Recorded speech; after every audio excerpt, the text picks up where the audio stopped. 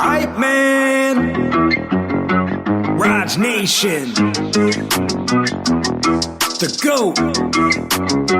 GOAT to market. From Hype HQ in Chicago, Illinois, Startup Hype Man presents the GOAT to Market Show. What's up, everyone? I am your host, Raj Nation, the founder and chief pitch artist of Startup Hype Man. This podcast is where we bring you founders, company leaders, and creatives who are building it, who are doing it, who have been there and done that. And they pull back the curtain on their go-to-market strategies so that you can build a venture that you love and become the GOAT of your industry. Want first listen on episodes before anyone else? Subscribe to our newsletter at startuphypeman.com. You will get alerts every Sunday morning when we release new episodes. All right, let's hear how today's guest is becoming the GOAT. What's up, GOATs? It's your host, Raj Nation, here with a special treat this week on the GOAT to Market show. As many of you know, in addition to running Startup Hype Man, I'm also the chapter director at Startup Grind Chicago. And as we've done on the podcast feed before, we've shared the replays of the interviews, the fireside chats that I've had at different Startup Grind Chicago events. Today, we've got my fireside chat replay from the Startup Grind Chicago second annual Health and Sportstech Showcase. Our conversation at that event featured Erik, the managing partner and co-founder of Marquee Ventures, a venture capital fund that was spun out of the Chicago Cubs. Marquee invests at the intersection of sports, media, and commerce and the enabling infrastructures behind those areas.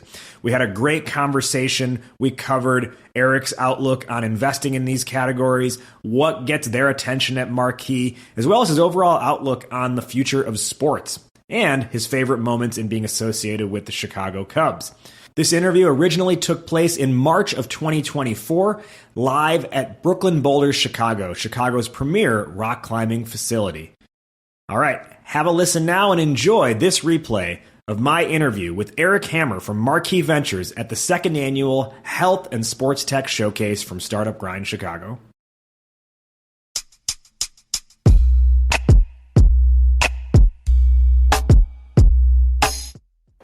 All right, Erik, thank you for being here and spending some time with us today. Thank you for having me. Let's dive right in. Yeah. Marquee Ventures spun out of the Chicago Cubs. Let's take it back to 2016, November 3rd. It's about 11:57 p.m. Central Time. Yep. Or November 3rd, yeah, right? The game was November 2nd, but it ended on November 3rd. Yep. 10th inning, ground ball to third base. Chris Bryant scoops it up, almost slips in the process, throws it to Rizzo. Yep. Curse is broken, Cubs win. Where were you in that moment, and what did that feel like? Yeah, so I grew up a Cubs fan. I wasn't working for them, but it's an interesting Chicago story. So I was actually out of town that day on a work trip, and I thought I was going to make it home from, I was in Charlotte, and I thought I was going to make it home for the start of the game. The flight gets delayed because Obama is in town and shuts down the airport. So I'm literally like trying to watch the game on my phone, and so then I finally make it back to Chicago. It's pouring rain, so the flight was delayed landing, and then it got delayed, right? And I actually had a. Should we slide apart a little? Yeah. So my daughter was born 2 weeks before that, so we were in full chaos mode, falling asleep all the time. So I fell asleep, and then woke up when they came back on the field. So I was in my apartment. Switch. Yeah, that way we won't get the feedback. There we go. I think that's better. Yeah. So I was in my apartment with my wife and baby daughter. My wife was asleep, and so I was by myself. Had just woken up out of a sound sleep on the couch to watch the extra innings. So that's a complicated story. But it was amazing having grown up a Cubs fan. Now that I work kind of in the same building, I'm surrounded by photos of that day and copies of the newspapers and all sorts of memorabilia. So when you work in sports, that's not far from everyone's mind, and hopefully this year we'll get another one, right? Yeah. Team's shaping up pretty well this year, I think. You were a Cubs fan growing up. Should we just trade this microphone back and forth? Yeah. You want me to turn this off? Yeah. Or use this one? Yeah. Yours is the better one. All right. Yeah, better? Okay. Yeah. You were a Cubs fan growing up. Did you play baseball growing up? Did you play sports? And like, if so, what lessons did they teach you or not teach you? Yeah. Yeah, I did play sports. I played baseball. Wasn't really good enough to go very far, probably just size-wise. I was kind of like the fast outfielder. Couldn't really hit for power. Doesn't get you very far. And then I played soccer. I played golf. I played a bunch of things. But I realized pretty early that I was not going to be pursuing a career, and just did it for fun. I think you learn how to work with teams. You learn failure. You learn defeat, which I think are some of the greatest lessons youth sports teaches. Resiliency, and those are hard to learn outside of a sports environment, or I guess in other competitive settings you can. But to me, that's the takeaway. It's almost like losing, right? Yeah. Like kids need to learn how to lose. Book that one. Yeah, right. Kids need to learn how to lose. Right. All right. So, getting into your professional career, when you first kind of got into venture capital, I don't mean to age you here, but it was about 20 years ago. Yeah. You were interning at a firm called 76 Capital. Yep. I have to imagine VC has changed at least a little bit since 20 years ago. What are some of the key differences you've seen, or when you look at the landscape, what was it like then versus what it's like now? So it was a lot less competitive. It was, it was less of an industry back then, right? And it was more of like a practice or almost like an art form. I think there wasn't as much data available. Deals weren't priced based on Crunchbase, or you just didn't have the data flow, and deal flow was also less easy, right? Like right now, you can go pitch a bunch of investors. It's almost like a cookie cutter process. Back then, it was an investor found a company he really liked, he or she liked. You'd sit down, you'd kind of hash out a negotiated term sheet. It was a lot fewer competitive term sheets. So it was kind of more of an interesting process, and you didn't have a lot of angel investors, right? You had people who had built and sold their businesses, but they just put their money in the stock market or bond funds. It was kind of a very I'd say less mature space than it is today. And then when you read historically, I think we're somewhere on the spectrum of going to even a state where it's more competitive for investors, easier to raise money, hopefully, right? But yeah, I mean, I think if anyone's interested in startups and venture, I'd go read the history, like read how it actually started, and go all the way back to like whaling, right? Like that's where it really started, where venture started, right? So all you founders out there, you're kind of like whaling ship guides, trying to raise money for your trip, right? It is a fascinating story. Like they would commission these, like whales, brought in whale bones, whale oil, all this stuff. So you'd invest in a boat, hoping it would return a big catch back. Now there is a book, I think it's called it's got a green cover. It's like the history of VC. Honestly, I don't recommend reading it. It's just not interesting. It is about the history, but it's like drier than textbook dry. You can find it. I mean, you can just Google history of VC. And yes, that's probably a better route. Don't get this book. I apologize if the author ever listens to this or watches this. Okay, so you mentioned earlier some experience playing baseball. Mm-hmm. Obviously, now you're at a firm that, in a way, is tied to baseball, which we'll get into in a minute. But you also spent some time recently with the PGA. Yep. Specifically, they've got a new ventures division, which is all about finding investment and growth opportunities outside of just what the PGA is doing and outside of the game of golf. What are some of the opportunities that you saw there for where the game of golf could go? Yeah. And from any of your time there with investments you made or someone on your team made, have we seen any of that stuff now, like on the PGA Tour or even just otherwise commercially? Yeah, for sure. So when I was there, so sports betting wasn't a big thing back then, right? So my group got tasked with figuring out how the PGA Tour should play in sports betting, right? So we negotiated the sports rights deal with IMG that eventually led to all the productization of golf. So if anyone's bet on golf, That's something you've seen. And that was a very novel structure because there are all sorts of legal issues and being a league. The other thing you might have seen, there's a company that they just announced called Arcos that is a sensor that goes in your golf club and allows you to track play. And so players finally on the tour being allowed to use that.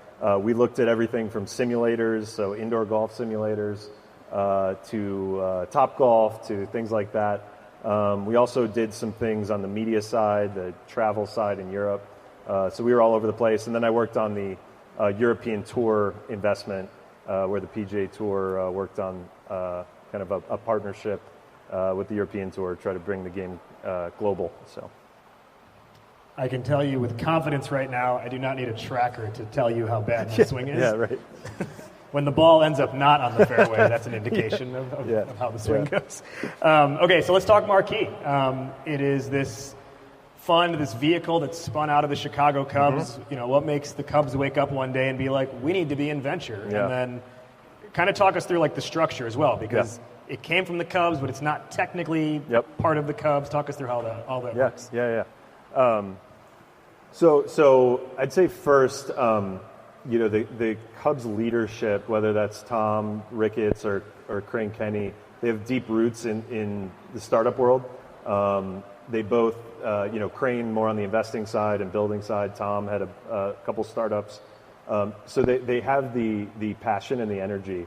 You know, throughout the years since the Ricketts bought the team, they made some one-off early stage investments that actually did pretty well. But it was taking up a lot of time. They didn't have a team dedicated to it. So they came to a crossroads and said, if we're going to do this, we should either do it with the right structure and approach, or we should be passing on most of these. It doesn't make sense to do one-off here or there. You don't know what's going on in the market. You don't know all the competition. You just don't have the deal flow, right? So fast forward to this was probably 2-3 years ago when they decided that they wanted to make this a pillar of the kind of ecosystem they're building. We talked about the real estate development arm earlier, but they've built a few companies in and around the Cubs, right? So they have a real estate arm. They do media. They have a streaming channel. So they're always looking for more opportunities, and they wanted this to be a pillar of that going forward. So we came up with and they approached me to do this, so we came up with a structure that would work, kind of a lead into this. So the way it's structured, it's a separate entity from the Cubs, but it's capital from the ownership group. The reason it's separate from the Cubs is we didn't want it to be a corporate vehicle. So we didn't want it to be investing with the priorities of the Cubs. We almost wanted to flip that on its head and say, we want to invest with the insights from the Cubs, the insights we get from our consumer engagement, the insights from our real estate business. And we didn't want to be hindered by having financial motives and corporate strategic motives. Because I think, when you look at a lot of corporate venture funds, they struggle with that construct. It's like, are we serving our core business, or are we trying to find the best companies that we know how to help? So we set it up as a separate entity, but then we have kind of a variety of shared services agreements where we work with the Cubs team, specifically on the health and wellness side, because we're talking about that tonight. I work closely with the R&D group down in the baseball side. So those are the guys who are basically trying to figure out how can we use technology, how can we use science to make the team better. And so they work on a variety of skunk works projects. Some of those interact with the venture world, some don't. But then we also work with our sponsorship group. We work with our media team. So there are a lot of opportunities that we can collaborate with the Cubs team to make our portfolio companies stronger and better for the future. So the thesis of Marquee Ventures is investing in and partnering with new early stage companies that are reimagining commerce, entertainment, and sports. Can you help kind of narrow that in a little bit? Like when we say reimagine, what do you think of when you say reimagining in those fields? Yeah, it's you know it when you see it. I know that's an easy answer, but in a lot of cases, it's changes in consumer behavior, it's changes in technology. So we're looking for macro trends that are intersecting those fields. One of the ways I've answered this question before, I think it helps. It's, we want to find companies that at scale, like customers can't live without. So rather than saying like a customer really likes this, like I want to find a business that's reimagining how a customer does something, whether that's a business or a consumer. And if that were to go away, they'd be really pissed, right? So like that's kind of what we're looking for. And to me, that's kind of reimagining either those use cases, reimagining distribution. It could be reimagining technology. And there are a variety of, I can kind of use this for the portfolio companies, but one example is a company called Anzu that has IP to deliver programmatic advertising directly into video games. So think you're sitting there playing Grand Theft Auto or your MLB The Show, and the ads in the game are actually real programmatic 3D targeted to you as the player. And so you reimagine how brands interact with consumers, right? Like consumers are spending their free time in video games. They're also gambling. But like brands can't reach them anymore. They can't go to TV outlets. Digital has all sorts of problems. So this company actually kind of reimagined and is now retraining brands and ad buyers on how to reach the gaming generation. Nice.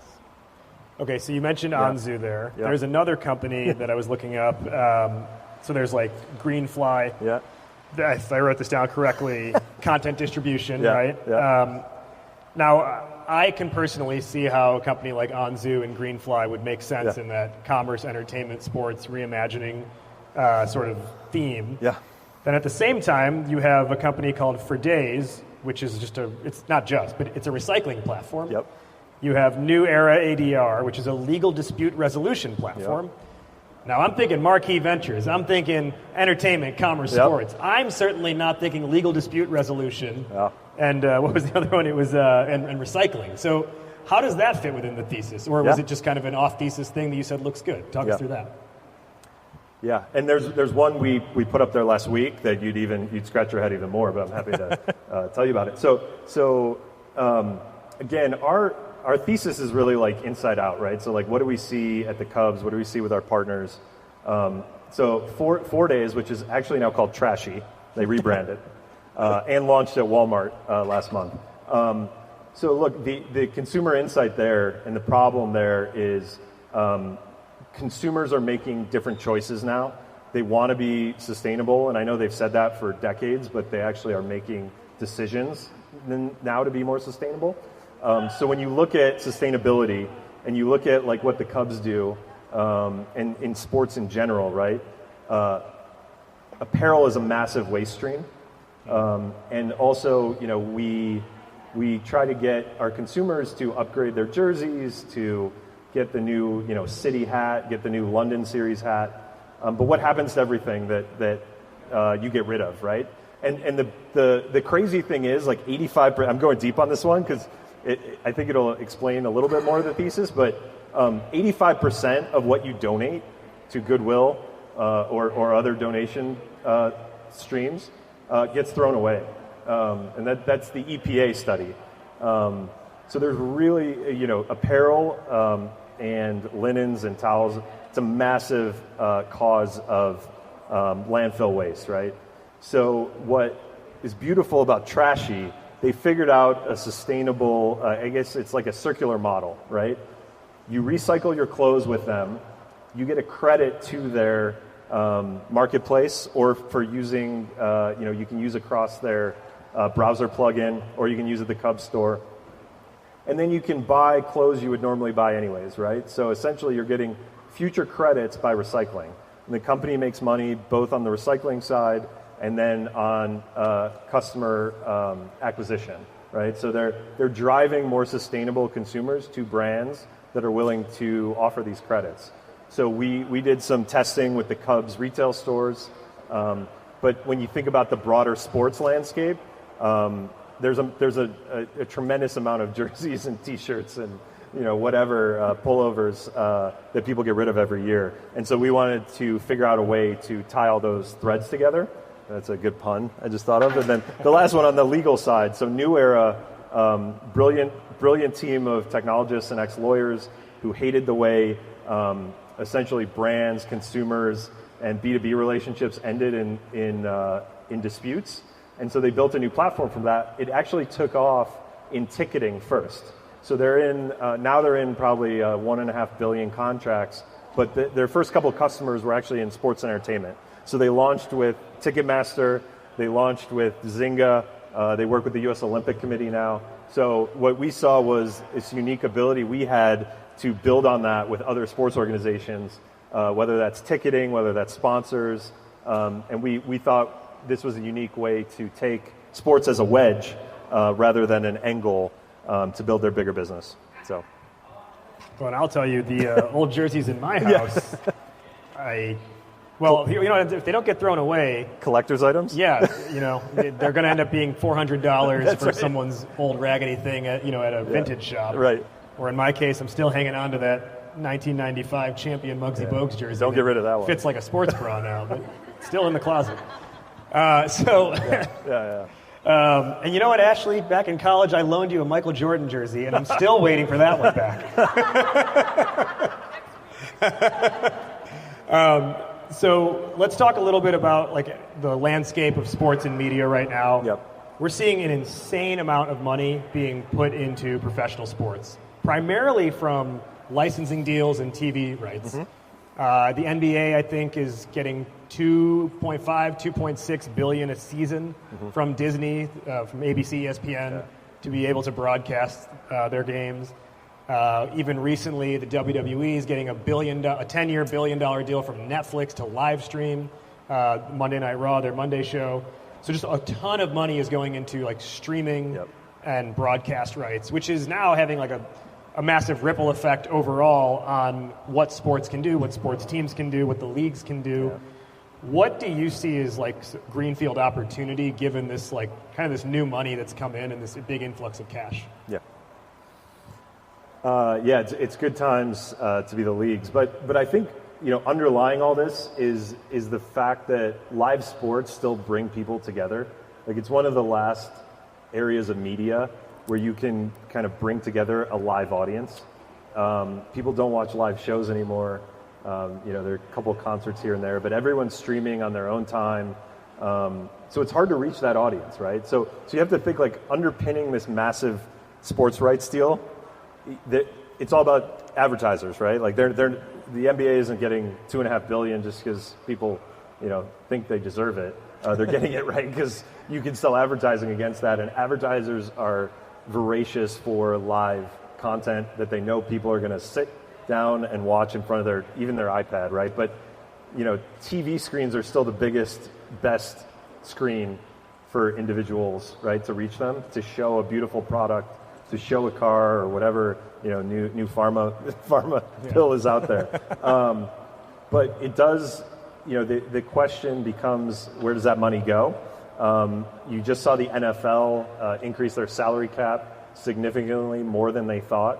So a lot of it's going to players, but a lot of it's also getting invested in new facilities and probably driving up the value of the sports teams. More from my conversation with Erik Hammer in just a minute. But first, if you're going to get in front of someone like Erik or another investor, and you're hoping to get investment from them, you got to make sure your technology is up to par. And if you're not a technical founder yourself, then you've got to have the right partner. But not just any partner, not just a good partner. You want the GOAT of software development as your partner, and the GOAT is Akeva.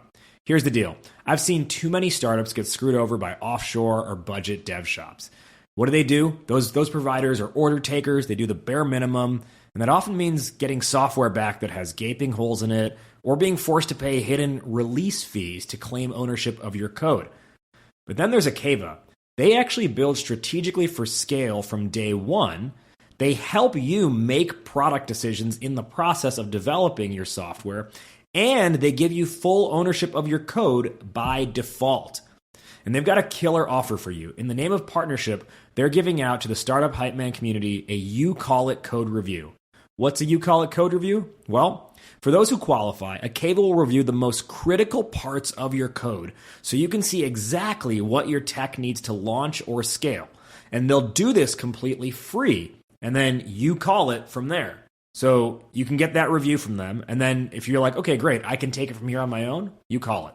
If you want to get Akeva's dev help, you call it. If you want their advice, but you want to take it somewhere else, you call it. It's an unbeatable offer. No one else on the market is putting this out there for the startup community.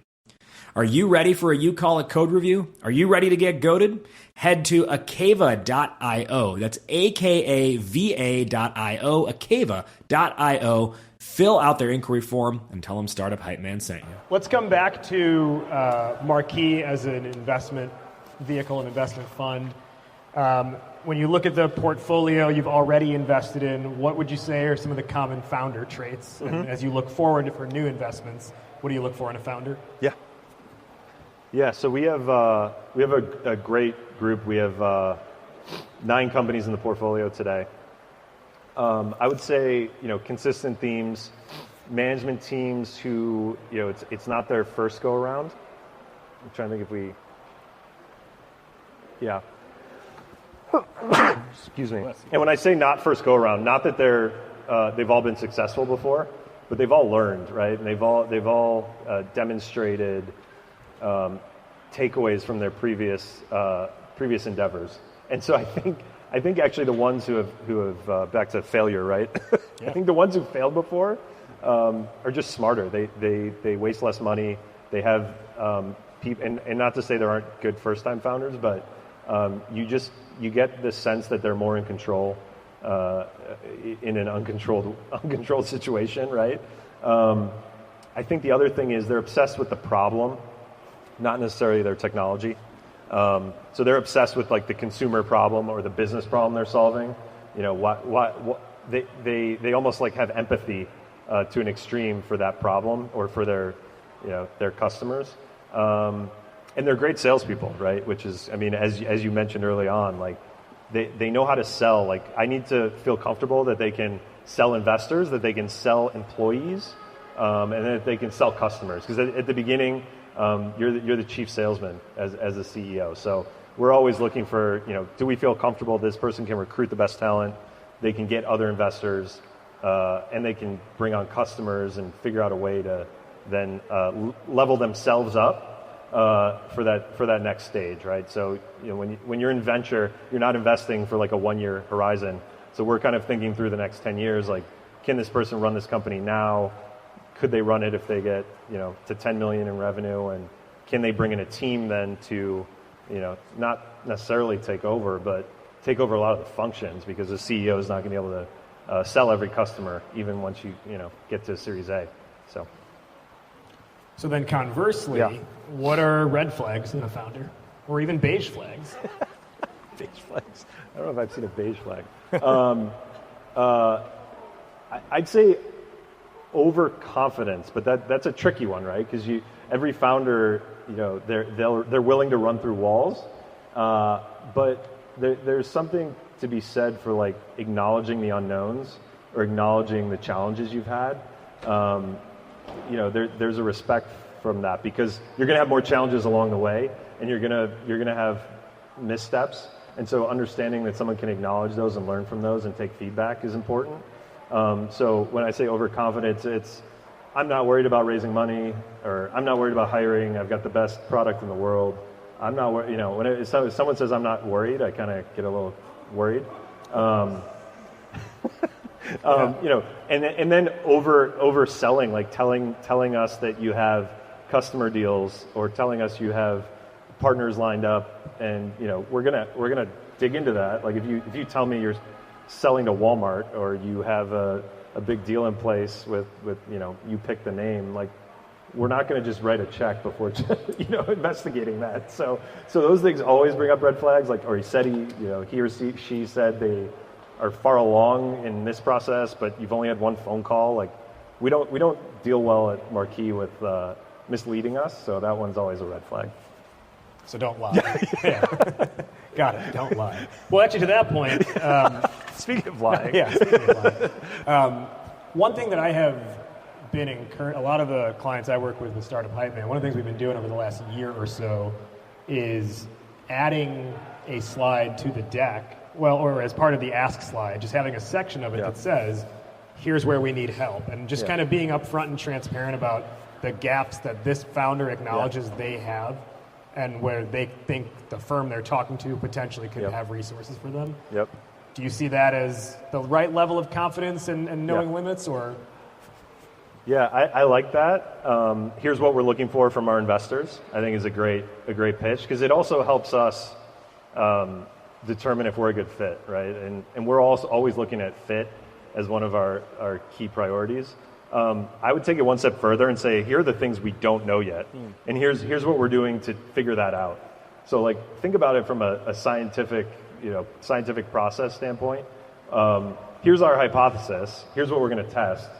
And here's what we're going to do after we find out the answer from that test, and here's how much the test is going to cost, right? So I love founders who think like the scientific method, because everything's test and learn and iterate. So the more I can see you're thinking about iterating and telling me what you need to figure out to reach that next level, that to me shows that kind of next layer of thinking. One of the things that Marquee promotes is investing at the early stage, but then kind of qualifies that with product in market or product market fit. So every firm that says early stage has a little bit different version of that. Some mean pre-revenue, pre-product, whatever it could be. Some mean way later than that. Can you just kind of give the very crystal description of how Marquee views early stage? Yeah. Early stage is a moving target. So we think about it as in terms of like what we can help with and what we can do and what we're good at, right? So I think pre-market, we don't have like real deep product chops. Like I don't have people on our team who are super strong at getting in the weeds on building or fixing a product, right? But what we do have is the ability to act as a megaphone, the ability to leverage our global network, the ability to get stuff in front of the right people. And so we want companies that have revenue traction. To give you a specific number, we usually use $1 million run rate kind of as a benchmark. We've invested slightly below that where we saw a line of sight to the million. But we want a company that's getting into scaling mode within early stage, right? So is that specific enough? I think so. Okay. Do we like that answer? Yeah. Yeah. All right. Okay. 2 thumbs up from the 4 thumbs up from the Schultz. That's right. That's right. As you kind of look ahead across commerce, entertainment, and sports, like obviously sports betting is a big category that just continues to grow. I think as I look at it, I see a lot of opportunity with the kind of the changing literal physical landscape of stadiums themselves being these like entertainment centers and their own little like ballpark villages that are being built. Obviously, the reconstruction of Wrigleyville has been one example of that. But even like SoFi in LA, right? Just kind of take an entirely new plot of land, and you go there for an event, but ideally you're sticking around for 9 other things that are going on, and it can be used for other purposes, even when there's just an event there. Whether it is on-site or whether it's something that's online, what are some of the other areas that you personally are excited about as you look at this media, commerce, entertainment, sports landscape? Yeah, we have a lot of themes within there that we're constantly looking at, but I think you're right on the facility side. There are a lot of great companies like our real estate arm, Marquee Development, is doing a lot of those projects. Where it's all about getting people to spaces more often, right? So teams don't want an empty stadium, 300 days a year. So it's how do you use that footprint to get people to do other things and engage, right, with the community. But on the facility side, we're looking at a lot of sustainability tools, clean energy, waste reduction. Reusable things. We've looked at cashierless checkout, and I think we're still in the early innings of cashierless checkout. We'll see where that goes. On the commerce side, we continue to look at new ways to engage with consumers, how brands connect. We actually just made an investment fits in our commerce pillar, but in data privacy. We believe that consumers are looking for more and more opportunities to protect their data and value their data more.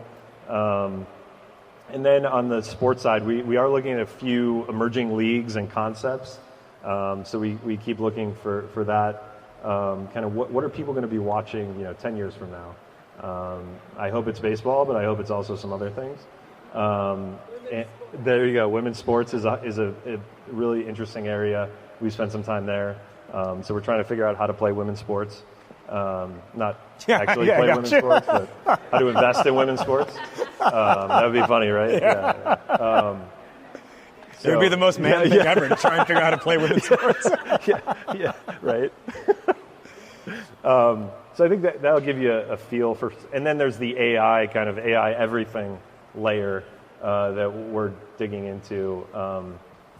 So we're looking at how AI interfaces with media companies, how teams use AI, and that kind of is in our Greenfly investment and some of our others. So I think if you're not looking at how AI is going to change the world right now, you're probably going to miss some stuff. I know a lot of people think it might be overblown, and that could be, but I think it's still got a lot of legs to it.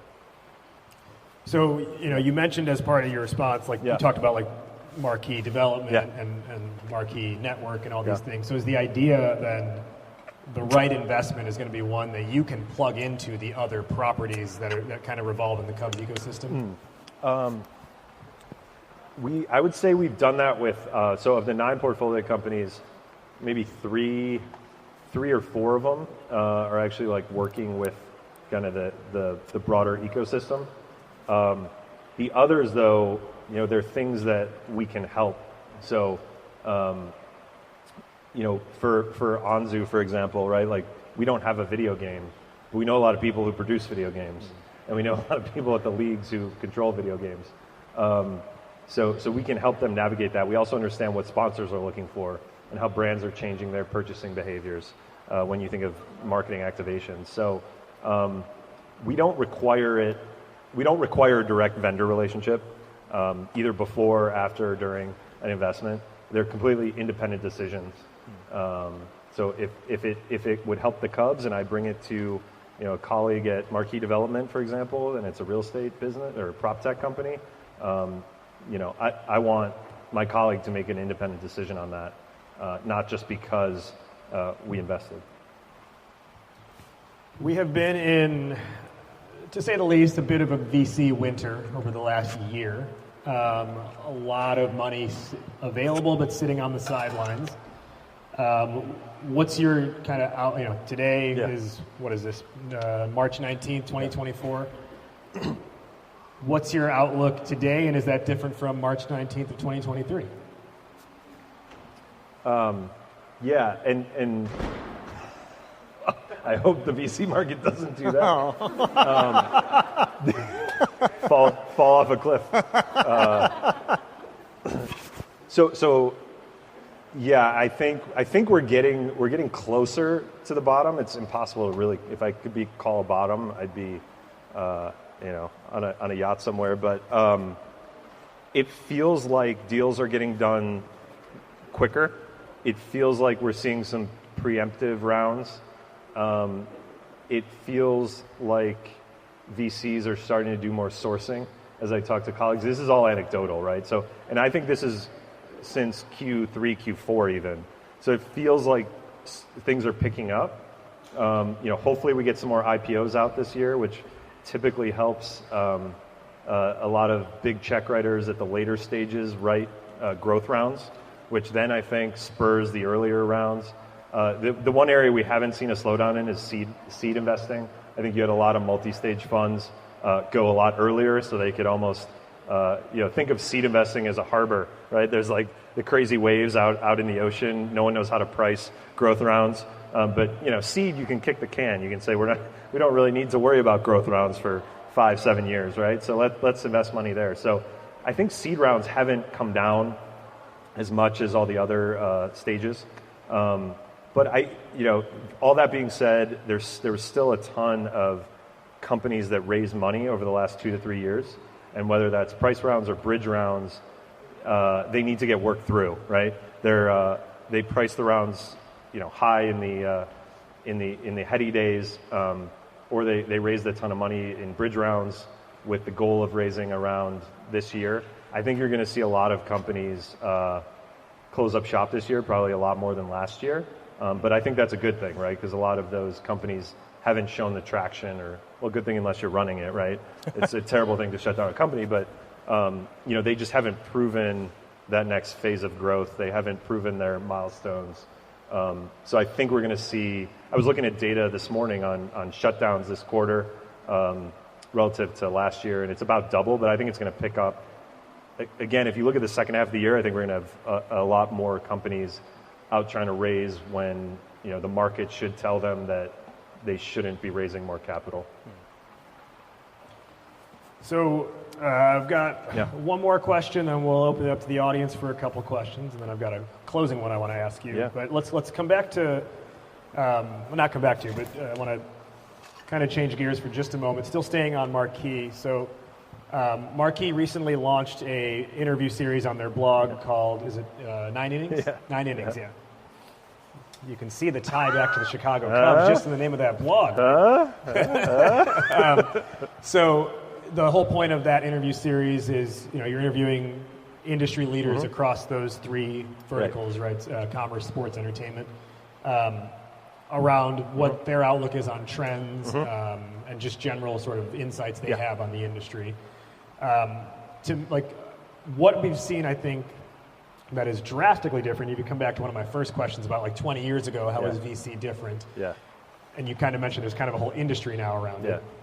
Part of the industry of VC is having a point of view and really broadcasting that point of view. And you see a lot of funds have a position called director of platform where their job is to have the VC fund almost be like a marketing vehicle as well. So what would you say is the Marquee point of view as it pertains to the industry overall, and what voice do you want Marquee to have, and how do you see that coming to life beyond, or is it this and more, or is it staying in the blog category? Yeah, so the genesis of 9 Innings, we wanted to share our voice. We wanted to, and look, everything we're doing is really designed to connect with founders, because we're not raising money right now. We're not trying to build, outreach to LPs. What we wanted to do was share the depth and breadth of our network. We wanted to share some of the points of view we have with some of the questions we write.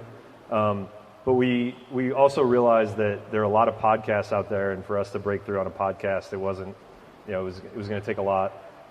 We also knew there were a lot of newsletters out there that have a ton of content. So we wanted to do something short, pithy, quick hitting that you could read and move on with your day. So that was kind of the concept behind it. I think we'll do more. We just had our portfolio summit down in Scottsdale last week at Cub Spring Training, which is pretty fun. And we brought together speakers from the venture world, from the sports world, founders exited before. So we're kind of founder first, and we wanted to deliver kind of messages from people in the sectors that we know well that might resonate with founders in those fields. So that's kind of the ethos behind it. Will we ever have a director of platform?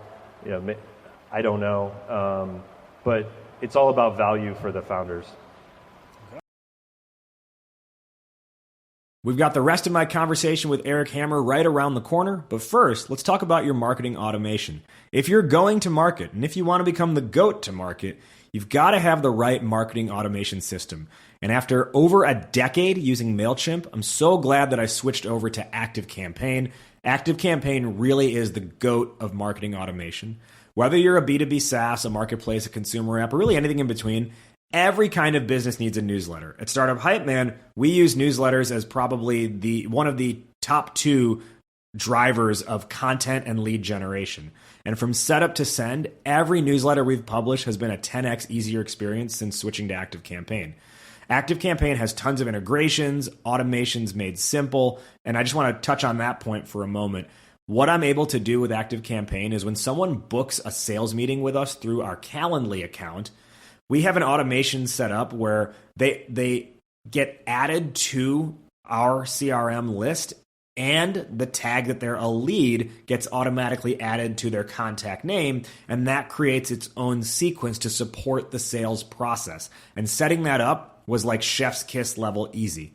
On top of that, anytime I have an issue, the customer support is actually supportive. You get live chat in seconds. And if you really need help beyond a live chat, you can set up a one-on-one strategy call really at any time. I can tell you this with 100% certainty. I no longer feel restricted by my automation software. Now, even better, they've made their pricing even more affordable than before, with plans now starting at just $15 a month. Not only is there great pricing, but you can even get started on a free 2-week trial. Just hit the link in this episode description, and you can get started with ActiveCampaign. Back now to the conversation. Let's open it up for some questions. Yeah. We'll get one or two right here. Your hand was first. Yeah. What's your name? Kara. Kara? Kara, yes. Kara. What's your question? I'm curious if you guys are looking at NIL, or if you're more focused on kind of the more professional world or everything going on there, and if so, where is that on your radar, and how are you thinking about it? Yeah. The question for anyone who didn't hear and from Kara was, is Marquee looking at NIL? For those who are not familiar, that's name, image, likeness, and that is the newer ability of NCAA athletes to make money off of their name and their asset as a personal brand. Yeah.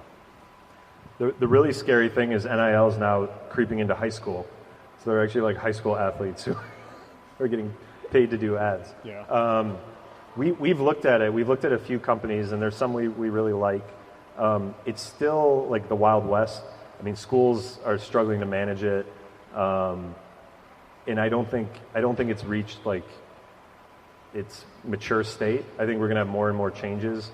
It's also messing with just the overall sports world. Like you have colleges that are paying athletes more than they'd make in the NFL. They're like one example down at Texas, Arch Manning. He's making like $3 to $5 million a year. He's making more than his rookie contract would pay him if he went to the NFL. So I don't think we've seen the end of how that's going to evolve, and there are going to be haves and have-nots. And schools are also dealing with transfer portals. So kids are transferring every year now to go for more money. So yes, whenever you have chaos like that, it actually produces a good opportunity for startups. So we just haven't decided what the right solutions are yet. Yeah. Good question. Let's go again. Anyone else have a question for Erik?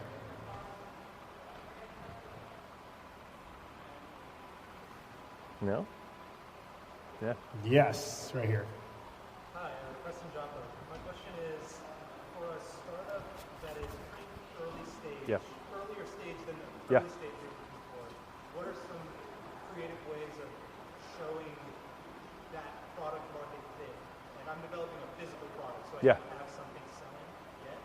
But are there ways you've seen that appeal to you as a VC?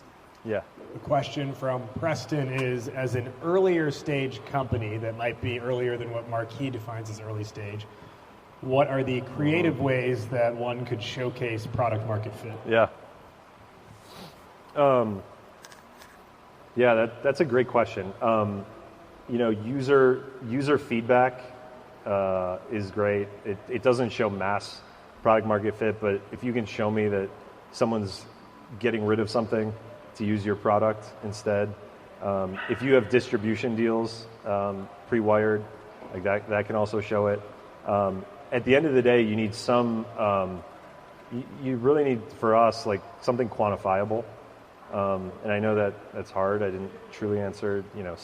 Signal-wise, user testing is great. Like if the raw data on user feedback. That's a tough one, just because we don't do a lot of seed and like pre-seed stuff. But I'm sure you've had speakers who deal with that more, right? Well, I think that's what they'll often say is like, do you have user feedback, testimonials, letters of intent if it's business product? Do you have a healthy looking pipeline if it's business related? But I also think what you can do at this stage. If I don't remember off the top of my head what your product is, but if it would fit within the Marquee thesis, is start to get on Erik's radar now and just kind of send him updates over time, so that way when it does fit, he's warmed up to the idea. Right? Yeah, and we take meetings weekly with all sorts of companies that are too early. But what it does do is it allows us to get to know you. To our earlier point, like get to know what kind of leader you are. Did you follow through on what you told us you were going to do? And we actually have a dedicated amount of time every week that we use to go out and meet companies that are going to raise in a year, right? So we think about our pipeline like not just this month, but like in 2025. So we want to build that now for then. There was one in the back. You had your hand up.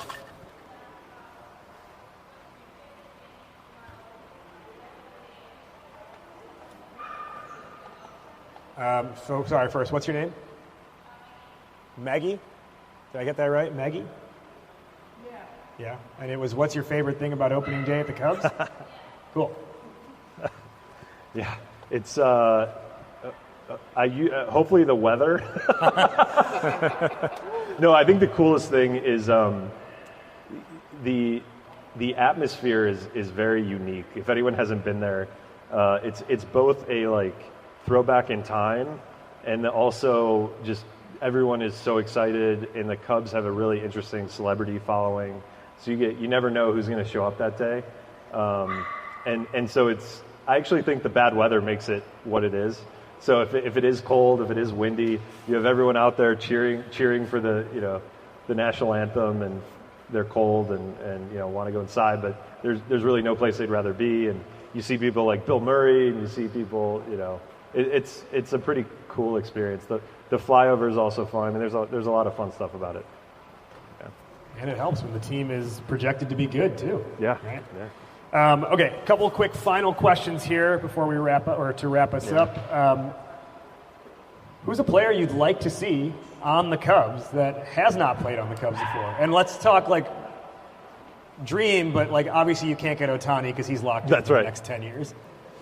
Again, the baseball guys probably don't want me talking about this. I'm going to go Juan Soto because I think he's going to be coming up. So we'll see. I think he'd look good in the pinstripes, the Cubby blue. I think that dog barking in the corner echoed that opinion. That's right. Where, if people are interested in Marquee, interested in learning more and getting in touch with you, what's the right way to do that? Yeah.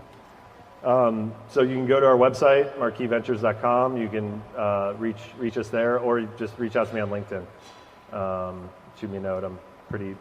I check that frequently. So, feel free. My last question. So we're gonna extract this audio, and it's gonna get pushed into the Startup Hype Man podcast feed. Why not kill two birds with one stone, right? Yeah.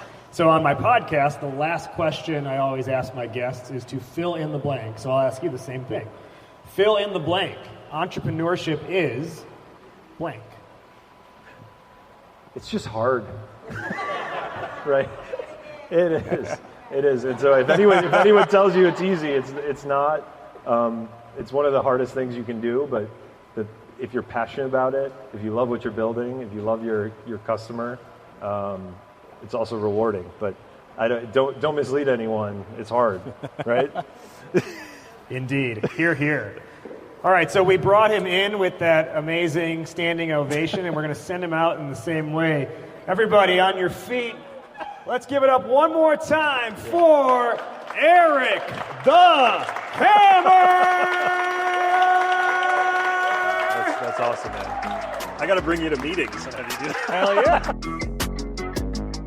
That'll put a bow on this one. Before we head out of here, a couple quick housekeeping items. Number one, did you like what you heard? Well, give us a subscribe and a follow. Maybe share it with one friend who you think would find this valuable. Number two, remember that Ask Me Anything I told you about at the end of the episode? That goes down exclusively inside of Goat to Market Club, our online founder and startup community, and you can access it for free. Membership is 100% free at startuphypeman.com/GTM-club. Number three, need pitch help? Startup Hype Man is your man. Whether it's a fundraising narrative or a go-to-market or category narrative, we've got you covered to make sure you have messaging that doesn't help you just go to market, but of course what? Helps you become the GOAT to market. All right, we will see you next week here on the GOAT to Market Show. Thank you for listening. And remember, why be a unicorn when you can be the GOAT?